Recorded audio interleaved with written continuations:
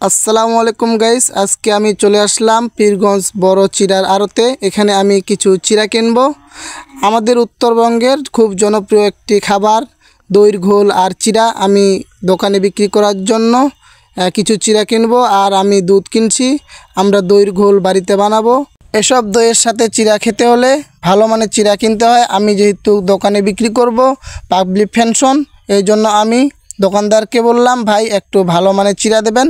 আমি একবারে সব থেকে চিকন ভালো চিড়াটি কিনলাম 5 কেজি। আর ভালো চিড়া কিনতে গিয়ে আমাকে কিছু বেশি টাকা গুনতে হয়েছে।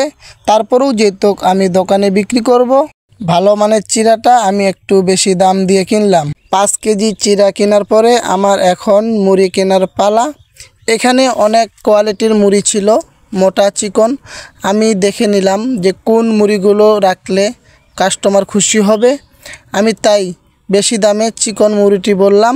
আসলে এখানে 70 টাকা এবং 80 টাকা দামের মুড়ি ছিল। আমি দোকানদার ভাইকে বললাম, ভাই আমাকে একটু বেশি দামেরটা দিবেন, কারণ আমি দোকানে বিক্রি করব। উনি আমাকে ভালো মানের মুড়িটাই দিল 5 কেজি। আমি অনেক খুশি হলাম। উনি আমার কাছে আমাকে দেখে প্রতি কেজিতে 5 টাকা করে আরও কম রাখলো। আসলে উনি অত্যন্ত খুশি হয়েছিল যে আমি 2 হাত না থাকা অবস্থায় ব্যবসা করে খাচ্ছি। উনি আমাকে বললেন, ভাই আপনি যতদিন ব্যবসা করবেন আপনার ভালোই হবে ইনশাআল্লাহ। আর আপনার প্রয়োজনীয় জিনিসগুলো আমার দোকান থেকে কিনবেন। আমি যতটুক সম্ভব আপনার জন্য পাইকারিতে কমিয়ে রাখব। আপনি ব্যবসা করে খাবেন, এটাই আমাদের এলাকার গর্ব।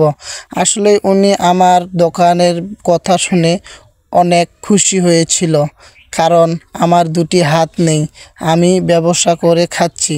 উনি আমাকে বললেন, ভাই আমরা এখানে বসে দোকান করি, আসলেই কত মানুষ আসে ভালো মানুষ সাহায্য নেওয়ার জন্য।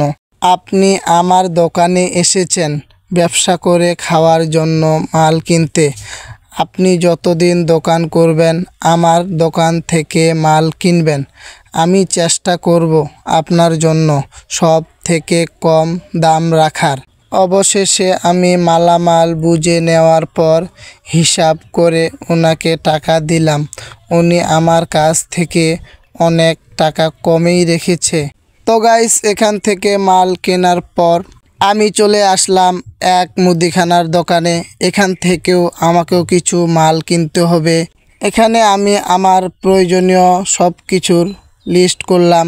ওনাকে বললাম কত টাকা দাম লাগছে মামা। উনি আমার কাছ থেকে টাকা নিলেন। টাকা নেওয়ার পর উনি আমাকে কিছুক্ষণ অপেক্ষা করতে বললেন। আমি কিছুক্ষণ ভ্যানে বসে থাকলাম, তারপরে চলে আসলাম। এদিকে আমার মালগুলো প্যাকেট হচ্ছে। আমি ওনার কাছ থেকে লিস্ট অনুযায়ী মালগুলো বুঝে নিলাম।